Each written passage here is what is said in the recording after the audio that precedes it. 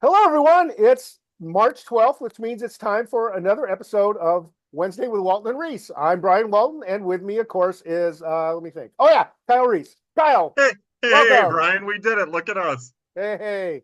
I'm still in Florida, and you're still in St. Louis. Sorry. But Yeah. hey, it's a lot of fun watching real baseball again, huh?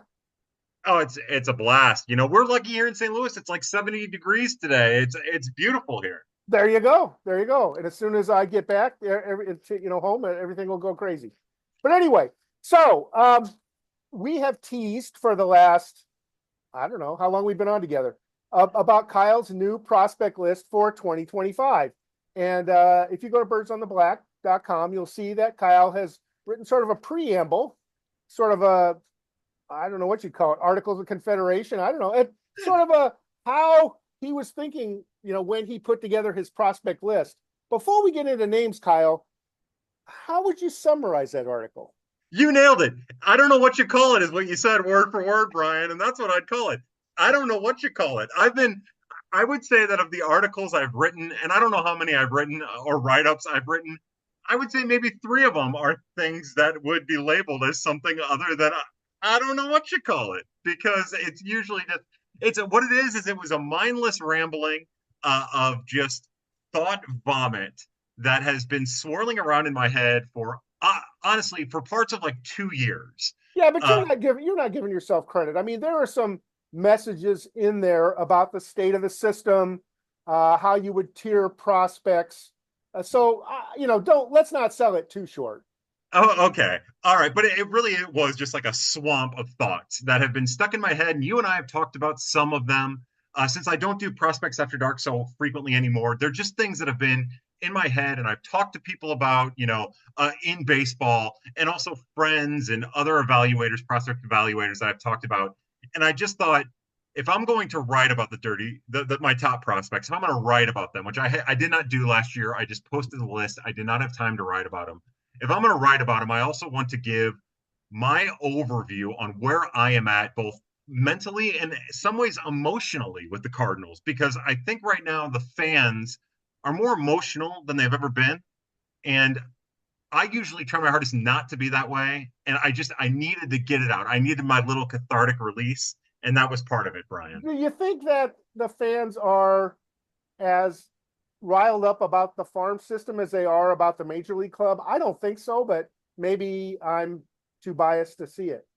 I think it's bleeding in. And I think that's part of why I tried chiming in that ridiculous article, that cathartic release, because the farm system is starting to feel some of the failures of development at the major league level. And that is creeping into how I think fans are viewing what's going on the farm. And I do think because guys like Jordan Walker and Nolan Gorman and Lars Nootbaar, and Lars is a whole different deal than those other two. That's not fair to lump him in. But I think with those high end prospects really stumbling and struggling, I think that what you're seeing is people start to question some of the scouting and also some of the effectiveness of what's going on down at the farm, which Brian, the other interesting thing is how bad the farm system has been really up until last year since they came back from COVID. Well, So and I, yeah, since in the last few years, and just to throw it out numerically, people who have broader perspective than you and I, who can look at 30 systems and compare them, 200 some players and compare the systems, see the Cardinals around 20-ish, and they've been around 20-ish of 30 organizations, and you don't want to be at the top edge of the bottom third. yeah, exactly. And not only from an outside organizational ranking perspective, they came back from COVID and they were one of the worst wins and loss organizations in the minors for a couple of years, and that started to level out. That's part of why they were overly aggressive with some of their prospects when they came back from the lost 2020 year, and that's part of why they struggled for wins and losses. But I do think that there is a lot going on in the organization that needed to be flushed out a little bit. And I'm in a unique position where I do hear things and I do know things. And I just thought, without getting too specific, with trying to stay as general as I possibly can, I think it's important that some of that gets addressed because it hasn't been. Let me ask you a question. Again, this is another opinion thing. We can't prove or disprove, but there are two components in the very most basic view of player development in a farm system. You have the drafting, the sourcing of players, the finding of young men and getting them signed. And then you have the development of those players from however they come in the door to becoming hopefully major leaguers someday. How do you assess where those two are? Randy Flores and the scouting organization, really, I think, made their reputation on the 2020 draft when they picked up Walker and Wynn and Burleson and St. Kent's. But since then, some of the drafts have been, I would call them, very safe. Mhm. Pitchability right-hander from Stanford, or polished Pac-12 outfielder. And there aren't a lot of attempts at hitting home runs. There are a lot of safe singles. So Yeah. how do you look at that scouting versus development thing? Well, this is where it gets really interesting, right? This is about communication. And I think this is why the organization has been so loud to anybody who will listen about the communication that's going on within the organization. Because if you have everybody communicating right and properly, airing grievances, but also being open minded to new ideas, then you can create an environment where you're not just drafting for what you think, like, you're not just drafting for what you think the organization will be able to optimize. You can work under a developed idea of what needs to be drafted. Now, my grievance with some of the draft picks, again, I think you're right, Brian. They draft safe. And I've always had an issue with that. But then they did that weird thing that they were doing for a couple of years where they would draft safe and then they would draft wild. Like they would draft Trey Fletcher, which was a huge gamble. And again, I get what they were doing. You don't get that type of athletic talent and where they were normally drafting in the first round, so you take a chance in the second round. Yeah, but And then maybe you don't draft out of New England that early. I mean, wow. I see. I am with you. I'm with you, and that goes to Joshua Baez and Ryan Holgate. They did try to swing, but then what are we also seeing here is these are hitters. They went for younger, power, athletic hitters, hoping that they'd be able to develop them within the organization. And they never did it with pitchers. It was always like for the last 5 or 6 years, even dating before COVID, the most interesting pitchers have been those weird relievers that they draft in like rounds 10 through 20 that you're just kind of like, oh, those are interesting. And then they've had the most success with their safe bats, making it to the major leagues. You nailed it. They made their reputation on the 2020 draft, and all of that is happening while nothing's coming in from the international level. So it's been wild. And I saw Hein Bloom last night. I saw Hein Bloom today, and I wanted to ask him. I couldn't get enough time with him, like one-on-one, to do it yet. But I'm going to ask him this question right now. All the focus on retooling has been on the player development part of that side. As far as we know, little to nothing has changed on the scouting side at this point, at least. And I'm wondering if that's phase two or whether Bloom is very comfortable with scouting the way it is. And maybe he won't want to tell me, but if I don't ask him, I know I won't get an answer. I'll be really anxious if you get the chance to get that answer. I'm under the impression that part of the transition that happened last year with Bloom in the room and some of the draft pick choices that were made, it was kind of a signaling of a change in the organization. Now, Brian Holiday, who I'm aggressive with on my list it's more about outlook reasons than anything. Brian Holiday is kind of like a tweener. He's kind of that old, unexciting, safe third round pick, but he also has some traits that are more interesting and more modern.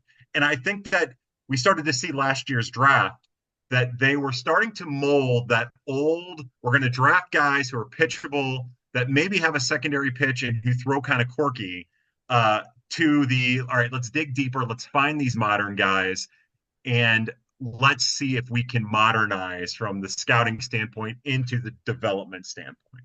All right, let's just talk about Brian Holiday for grins. 21 years old, 5'11", maybe. Really high leg kick, came from Oklahoma State. What is it that excites you about him? I look at him and I see a polished guy who's undersized, a pitchability right-hander whose stuff doesn't, jump off the page. What am I missing? No, that's it. I mean, so that's the other thing.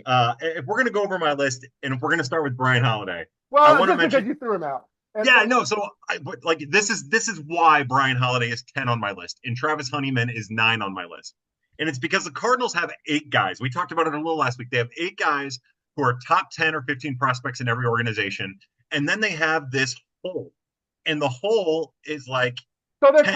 kind of the best of the rest. That's it, Brian. In my opinion, they're the the bridge prospects that are polished but also have potential to be top 10 prospects. And no disrespect to Chen Wei Lin or Darlin Saladin. I think that those are probably the guys, and they suffer for it because you'll see them on my list like 9 and 10. But really, they're probably 15 to 20 prospects in your average organization, as are the next group of 10 or so. So with And Brian, and just to draw a contrast, Holiday's 30 on my list. Honeyman is 28. And I'll be happy to bring Holiday up when I see him pitch in real games, as real professional games. And Honeyman, he just hasn't been healthy since he was drafted now almost a season and a half ago. The good news is in spring training, he's playing left field. He's playing a very good left field, by the way, defensively. Hasn't hit a ton yet, but is drawing walks. And, he's probably a little bit rusty because he hasn't played regularly since his final year at Boston College. yeah, it's been like 2 years since he's played the field in organized baseball. Yeah. So that's Like the variance. like 1/10 of his life. Yeah, right. And well, to your point, as I did the write up for Honeyman, when you think about it, when you go back and you see how much time he missed in college and on the Cape, like he's really hardly played the field in the last 4 years of his life. It's really fascinating, and that's why if I were doing this how I normally do it, I would have had both Honeyman and Holiday. They would have been back 20 prospects, maybe back 30, outside of the top 20. But then when you look at the list of prospects, it's like, all right, what do I do here with this group? And I think that's part of the reason why you're also seeing so many people rank Yairo Padilla and Rainiel Rodriguez so high on the list, because they're doing the same thing that I'm doing, just a different way. They're going to raw talent and saying, these are the bridge prospects. Yeah, so let's talk about that for a minute, because I think you're on a very important point in ranking prospects that doesn't get discussed enough. And that is, there's not one yardstick. There's not one way to weight the various factors in ranking a prospect. You're going to weight factors differently. People who are looking at Yairo Padilla say, hey, this is a young man, 18 years old, tremendous, 17, I guess, tremendous talent, pour up the Dominican Summer League. I'm seeing him on the backfields and saying, hey, they put him with like Springfield, and he's overmatched against high-level minor league pitching right now. Does that mean anything? No, it doesn't. It's just, I'm not ready yet to say, hey, Yairo Padilla is a sure thing. There are other people who have much better scouting eye and much more experience say he's a top 10 prospect in the system. You have him at 20. I have him in the 30s. Yeah, and that's it. And I think that's valuable. I think that's very, very valuable. Another thing that I've been really vocal about talking about, Brian, and I think we've even had the conversation, is it's not only about different perspectives, it's also about players within tiers. And I think that that's another really important aspect about prospect ranking, because for me, I have in my first tier, I had Quinn Matthews and JJ Weatherholt, and I ranked Matthews ahead of Weatherholt, but they're interchangeable. Yeah, you can argue Mox. I mean, Quinn Matthews is closer to the major leagues. JJ Weatherholt's getting a long look in major league camp, getting as many at bats as Oliver Marmol can give him, even though, as we talked about before, neither you nor I necessarily agree with that. But arguing about those two, it's not worth trouble. They are the top tier of the top tier, so to speak. Yeah. And then from there, I had the next three prospects, Jerpy, Hentz, and Roby. They're all in their own tier. And part of the reason that they're in their own tier is they're all high risk with high injury concerns, and they're all about the same age. But for me, that's the next tier, because they all three have the chance to be high end. And so far this spring, I would say Jerpy is the furthest along. He threw 3 scoreless innings the other day, no hits, gave up a couple walks, hit a batter, but had 3 strikeouts. Looked really, really good. Hence, on the other hand, was supposed to throw yesterday, supposed to throw 3 innings, came out, pitched 1 inning, and then disappeared. And the answer was not that he was injured, but that he wasn't feeling well. Who knows? Roby, if folks haven't read the article, I think it was a Post-Dispatch or an article about Roby's mental outlook and how he's changed that. I haven't seen him throw in a game yet, but I'm sure I will soon. But actually, all 3 of them left Major League camp fairly early. No, Roby's still in Major League camp, right? Yeah. Roby's still in Major League camp, but he was on the backfields wearing his big league uniform, so I wasn't really sure what that was all about, and I wasn't able to find out. I don't think he's particularly sure about it either. So that's all really interesting information. It makes me happy because I'm hitching my wagon to Cooper Jerpy maybe a little bit more than most people are, and it's just again, Brian, I think you pointed it out in one of your pictures over the weekend of Jerpy throwing. He has an issue, and his major issue is that when he's throwing the ball, his fastball to right-handers, it drifts in on righties too much, and he doesn't quite have the command of that inside corner on righties. But we saw him do it last year. For like the last 2 months of the season when he was pitching, he was cutting that corner, he was getting into righties beautifully, and no one could touch him. So it's about reps and getting him there. But Well, and that's the it's also about more experienced pitchers understanding that and laying off, yeah. Yeah, absolutely. which is why he walked a few guys the other day. But Yeah. but those guys, I mean, you can put them in a hat. I think we might argue that Hance has the most upside, but I'm just they use the magic word. Hey, we wanted to err on the side of caution by taking Hance out after one inning. It's like I'm tired of erring on the side of Yeah. caution.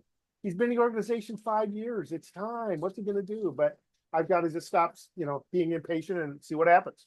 Well, and I get that they're trying to I get that they're trying to maintain long-term health for him, changing some things in his mechanics. But at what point with this 22-year-old, even with the injury history, do you just let it fly? We saw him start to work in a slider into his repertoire last year that really helped his stuff. And now we're seeing a lot of his stuff take steps back as they work on his mechanics to try to, extend his life. And it's not helping. His fastball's taking steps back. His slider has. It's still early in spring, but it's what are you trying to do with him exactly? And the same guys aren't in charge now. There's new guys in charge of the pitching organization from Matt Pierpont on down. So it might be that the fresh eyes, take another fresh look. And it's not fair to bring up Jordan Hicks every time, but I've often wondered in the back of my mind, getting burned by obviously right with the benefit of hindsight, rushing Hicks the way they did, did not allow him to maximize his potential if they're worried about something like that with Hicks. Yeah, I do wonder what that is. I really do. But I'm with you. It'd be nice if they took the kids' gloves off. Brian, I loved what you and Blake did with your list. I'm only really somewhat 5 to 10 to 20 prospects in. Is there anything that you saw on your list, just right up front with those first 10 or 15 prospects that you thought this doesn't really seem out of place, other than like we talked Honeyman and Holiday? Well, the top 8, there's no debate. And just to be clear, since Kyle hasn't actually published the list yet, the other 2 names on his top 10 that we haven't talked about are Chase Davis, the outfielder, and Leonardo Bernal, catcher. And no debate there. Chase Davis, I admit I'm waiting for consistency from Chase Davis. Perfect example. A couple days ago, he creamed a double to the outfield, like a one hopper, went over the fence, ground rule double into the wind. I mean, it was a massive. And then he got caught in a rundown between second and third. And that's kind of Chase Davis for me. He'll be up in an RBI situation, and then he'll take a walk. He is so disciplined, sometimes it's to a fault. In an RBI situation, it was great to see him come up at a different time in an RBI situation the other day and actually get the run home. I think Chase Davis is a work in progress. He's going to spend a lot of this year at Double-A. He should, at least. And I don't have any problem with him in the top 10. We had him at 10. You have him at 7 at Mox Nix. Yeah. To answer your question, I think the guy that stood out to me in your top 20 or so was Andrew Dukanich. And Andrew Dukanich, as everybody probably knows by now, a very talented pitcher. Vanderbilt had been injured a lot. Cardinals brought him in, just after he came off Tommy John surgery. He is still in the rehab group, which means I've seen him play catch a lot, but I haven't seen him throw on a mound against real hitters yet. What is it about Dukanich that makes you confident enough to put him at 12? I watched every inning that he's pitched at Vandy, and I went back and watched some of the stuff in high school. And it's a fastball slider combo, but it's also the other secondary offerings. Now, he has a weird jerky motion with his elbow, and I'm definitely worried about that. This is also, Brian, for the listeners and for you, the first time in my list that I have been more disregarding of injury than in the past. Normally, like, there isn't a world Dukanich would be a prospect 35 or prospect 40 or prospect 50. I wouldn't even mess with it. And in some ways, I kept John Finley off the list, Jack Finley, even though it's the same kind of situation, but he's further ahead in his rehab than Dukanich is. I just think from a raw pitchability standpoint, from a stuff standpoint, from, I guess even pedigree standpoint, that is a major league caliber arm. It's just major league caliber stuff and a major league caliber arm. And even though he showed command issues dealing with that elbow injury that he had the basis, the foundation for major league command too. And if he had been healthy, the Cardinals never would have been able to draft him. And if they had drafted him, it would have been in the first round. And then we would be talking about an arm along the lines of Tekoa Roby. And yeah, I don't think that they have anything else like that behind him on my list. Well, and so they made a gamble, and you like it. One other player I want to talk about before we get off your list, because it also, I think, illustrates to me different views of how to look at prospects. Your number 13 is Matt Koperniak. He's a guy that does everything well. Sort of reminds me of Lars Nootbaar in a way when he came up, in that there wasn't one standout tool. But when you look at a prospect, I mean, even a Pedro Pajes, the guy's made the major leagues, right? In the case of Koperniak, he will make the major leagues very soon. And if he makes 2,000 plate appearances as a major leaguer, even if he's not an all-star, shouldn't that be up higher on the list than a guy who looked like he has future Hall of Fame potential but never makes it? Yeah, Brian. So part of my loaded Andre Palante question was twofold. Koperniak, Koperniak is the other reason. I mentioned that Brian Holiday is one because I do think while they're not very similar, Brian Holiday and Andre Palante, I do think Brian Holiday will have a Andre Palante like start to his major league career. So that kind of played into that. But I mean, also, making the major league rotation is nothing to be shy of. I mean, if all these guys could do that, the Cardinals would have the number one system. yeah, or even being a go-to reliever in a three-game playoff, which is what Palante was after Helsley started tumbling, which again, that was about ground balls and whatever. That's a whole different conversation. But with Matt Koperniak, I very much had that Andre Palante question in place because of that. You know, Koperniak has added a tremendous amount of bat speed. Sorry, I'm going to take a quick drink. A tremendous amount of bat speed into his mechanics. I believe it was like an additional 4 miles per hour entering last year, and we saw that pay off right away. There are two things that work against Matt Koperniak when it comes to the hype train. One is his age, right? He's 27. This will probably be his third year. He'll start his third year at AAA. And then, of course, the other thing is that he was an undrafted free agent. Now, granted, that was in the 5 round draft. One more, yeah, in 2000. One more, though. He hits left-handed on a team full of left-handed batters. Great point. And that was not even something I was going to say, Brian, and you're dead on. And he's played center, but he's a corner outfielder. Yeah, he's not a center fielder. Exactly, with a fringe arm. He flashes sometimes average, but it gets real fringy. He really cuts back that throw sometimes. But he's a hitter, and he's a hitter through and through, and getting to that extra bat speed, working on his mechanics to stay back against lefties and get to some of the lefty power. I think that for me at least, this is the traditional prospect where I'd see his age and I'd be very dismissive of the success he's had in his second time through AAA, when in reality, he's the kind of guy who the Cardinals let walk, and he's raking for some other team, and we're all saying, "Oh, they let Matt Koperniak go." All right, so we're going to stop the discussion right now on Kyle's top prospect list. He ranked 50 players, and as I said before, you can read about his thinking about the prospects in the organization. And I'm sure when his list is posted, you will be the first to see it on social media if you follow Kyle R416 at Twitter, or X if you prefer. Okay, coming up in a couple of days on Friday is the 2025 Spring Breakout Games.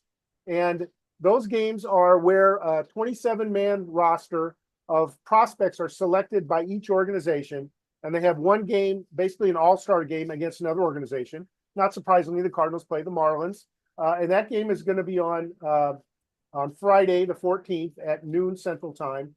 It's going to be televised, so you should try to see it if you can, or if you can't, catch it afterward if you have to go to work and have a real job. Some interesting things before we get into the roster. They named Ryan Ludwig the manager of the Cardinals team, which is kind of cool. But they've got some experienced guys with him. In the first base and third base coach are Bernard Gilkey and Jose Akendo, and certainly Jose Akendo knows a little bit about coaching third base.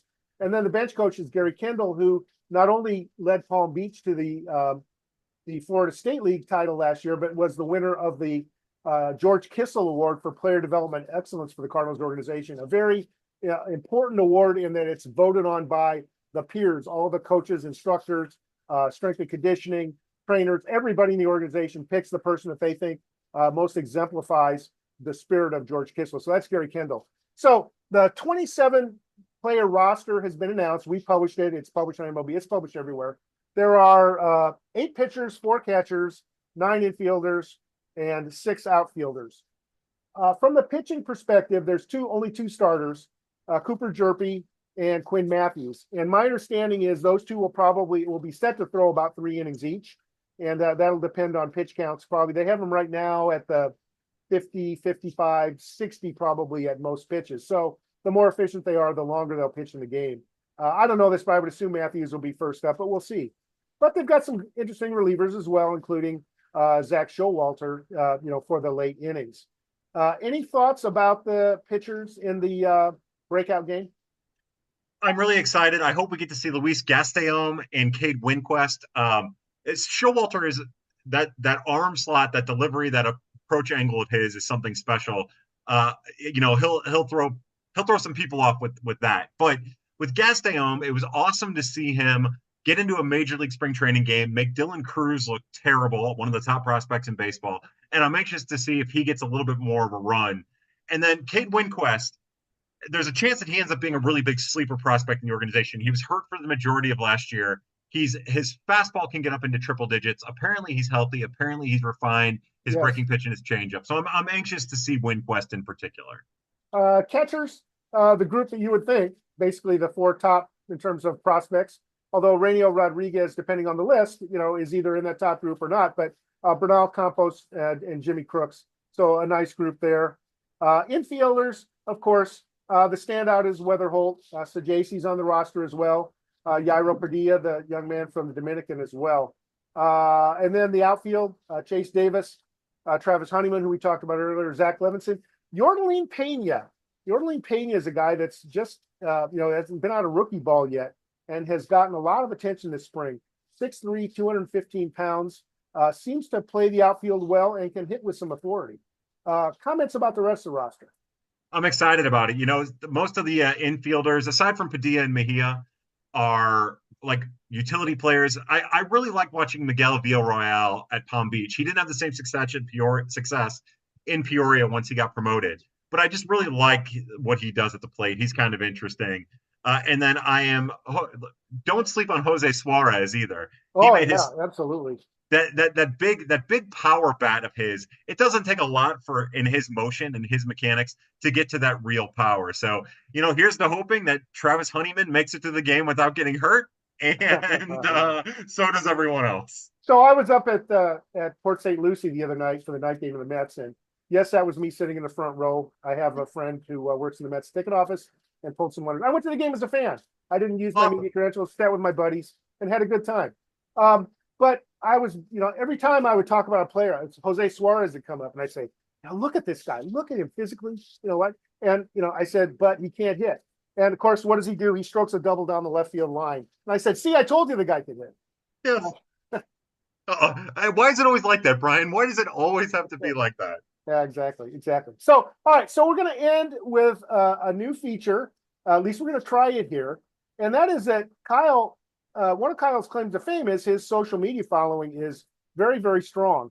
And Kyle doesn't hesitate sometimes. He's not quite as, staying in the lines as he does in these Wednesday with Walton and Reis. So I wanted to ask him about a couple of posts he's made during the weekend to comment further. So you game for that? Absolutely. I'm surprised you didn't cut this thing off. Go on. Sounds good. So one of the things you posted was that, hey, and this was some of the guys that batted at the end of the game at New York tonight, was Redmond and Cisco, Vlade, Hellman, Yeager, Church, Antigo were boring. And I don't think you were necessarily meaning that in a bad way, but the point is, I think, and you kind of touched on it before, there are a lot of depth guys who have a limited ceiling. Is that where you were going? Yeah, especially because we saw, Yordaline Pena in a game, and that was exciting. I think that the guys that we're seeing in major league games now, Ryan Valade, and it's just these guys are boring to me. I like Barrero is not boring to me. There's something interesting there. Even seeing Chandler Redmond getting at bat, it's just tired. I'm bored, and I love RJ Yeager. I mean, no disrespect to RJ Yeager. As the kids say, Brian, in this house, we respect undrafted free agents. Uh, Absolutely, absolutely. but but it's just like it's always those same guys, and I get it. A lot of those guys are auditioning for a major league spot, but they're No, bored. some of these guys are getting thank you at bats for being good soldiers. Let's face it. Chandler Redmond, spent 4 years at Springfield, so fine. You throw him a bone and let him have an at bat late in the game. I guess I don't have a problem with that. Yeah, I am with you, but I wish it was a little bit more exciting. And then I'm such a hypocrite with that, Brian. I'm bored of seeing JJ Weatherholt. I would like to not see JJ Weatherholt, and I would really enjoy it if we saw less of him, which does not make any sense. I don't know where I'm at on the No, excitement spectrum. it makes sense to me. I want to see who's going to be the backup shortstop for the St. Louis Cardinals on opening day. We're like 2+ weeks away from opening day, and we don't have the slightest idea who the backup shortstop is. Yeah, it's And terrible. and those candidates should be getting those at bats. So we would say, oh, it's obvious Barrero is the backup shortstop, or it's obvious Fermin is the backup shortstop, or it's obvious, who Hellman, whoever it is. Exactly. And all those guys are only getting reps for like 2 innings now at shortstop. It does not make any sense at all. And I hate it. Unless they're going to bring Weatherholt as their utility guy, which would be the funniest thing ever. Of course, they're not. But I mean, I'm bored of that. And at the same time, like, and it's spring training, it doesn't matter. I was watching some other spring training games, and it feels like all these other teams are ramping up. And I still don't feel like the Cardinals are in ramp up stage. It's only the first day of the second to last week of spring training. We'll see how it is come Friday. Uh, uh, we'll talk next week, of course, and have a better idea. But like even today, I'm watching that game, and I'm like, there's no ramp up here. There's still spring training. They're still in spring training mode. Like this has to end. Let's get ready for the regular season now because the regular season's on us. So you're on another. That leads into my the other hot take I wanted to share with readers. So, as far as a quote, as far as arbitrary spring timelines go, it's really the next 2 weeks starting tomorrow, and that was starting Monday, when I personally evaluate and start to really care and monitor what's happening, albeit while keeping in mind that it's still spring training. Tell me what your thinking is behind that. That dates back to old conversations or old clips from hearing other managers talk about spring training, about the buildup, about the ramp up. It goes back to hearing former pitchers talk about the ramp up. And it's always those last 2 weeks. And, I tweeted that. And then shortly thereafter, Oliver Marmol had some type of comment after the game where he said, now this matters. Like now results matters. It's not just building up. And it's really because you're getting your timing, you're getting your reps. This is about the time where pitchers and hitters are finally on par, where hitters have finally caught up to pitchers. They've gotten the reps, they've gotten back into the routine. And those last 2 weeks, that's when spring training is the most real. Pitchers are done trying to toy with their cutter that they haven't thrown or their changeup that they haven't thrown. They're getting their arsenal lined up. And hitters, they have their timing and they have time to prove. So that's why, like the last 2 weeks, I say, because those last couple days of the last week can kind of be, wind down time in preparation for the majors. You get to before you even get to like the Memphis game, the Memphis showdown or whatever. That weekend, you usually see across the league your team's best players going back to only getting 2 at bats in a game and just making sure they're healthy. It's like the fourth week of preseason football. Usually that last weekend of Major League Baseball camp, you're just trying to protect your guys, make sure they're healthy. So that's why you don't say the last week, but the last 2 weeks, those 10 days leading in to the last weekend of spring training, that's when it's the most like baseball without actually being baseball from a ramped up competitive, everybody's getting their ducks in a row standpoint. I don't think that's a particularly hot take at all. I think it's an excellent take, and thank you for sharing that additional detail. Before we close, I want to remind everybody that I am basically going and documenting play-by-play of the minor league games that are happening, at least as much as I can cover, which is one game at a time. But it's great when there's two Cardinals teams facing each other. Taking a lot of photos, a lot of commentary about what's going on. Just yesterday on Tuesday, there was some excitement in that not just one major leaguer showed up, but 4 major leaguers showed up to get at bats on the backfield while the major leaguers were playing in the main stadium. Mason Wynn, Alec Burleson, Pedro Pajes, And a surprise to me, because I hadn't heard that he was coming, was number 18. Jordan Walker took a couple at bats, hit one ball over the fence, and struck out with the other one. Was not allowed to run, though. So it was a weird situation because Wynn was on first when he hit the home run, where actually the runner actually scored before Walker because Walker just stood there at the plate until Wynn ran the bases and gave him a high five at the end. But hey, it's good to see that Jordan Walker's at least allowed to bat, even if he's not allowed to run quite yet. Yeah. So make sure you come to Cardinal Nation, read, especially if you care about minor leaguers. You're getting information there that nobody else is giving you. I'm the only media person. I'm the only person on the backfield other than a handful of fans and a bunch of Cardinals employees. So you're getting good information that you can't get anywhere else. And I hope you consider subscribing, and I hope you consider buying a copy of the Cardinal Nation Top Prospect Guide. Still have it available in spiral bound and PDF version. Kyle, any last comments for March 12th? No, I wanted to thank you because it's been fun to be able to follow along with what's going on the backfields. Like it's good play-by-play. It's good information. I've loved every second of it. And the real games will get started after that. I mentioned the spring breakout game coming on Friday. After that will be real games against Marlins, Mets, Astros, and Nationals for the last couple weeks until camp breaks. I think, as I mentioned before, Memphis will break camp basically when the major league team does because they have that exhibition at AutoZone Park. I think it's the 25th, somewhere around there. So, spring training is, as Kyle mentioned, getting into those last 2 weeks, and, guys are fighting for jobs. As he said, they're maybe going to ditch some of the things that they were trying and make sure that they're in opening day form. So an exciting time, and we will be back on the 19th to talk about it again. So thank you for listening and watching. As you know, this is available at thecardinalnation.com and on the Scoops Sports Network and your favorite podcast apps. With that, we will close for this week. Thanks again, Kyle.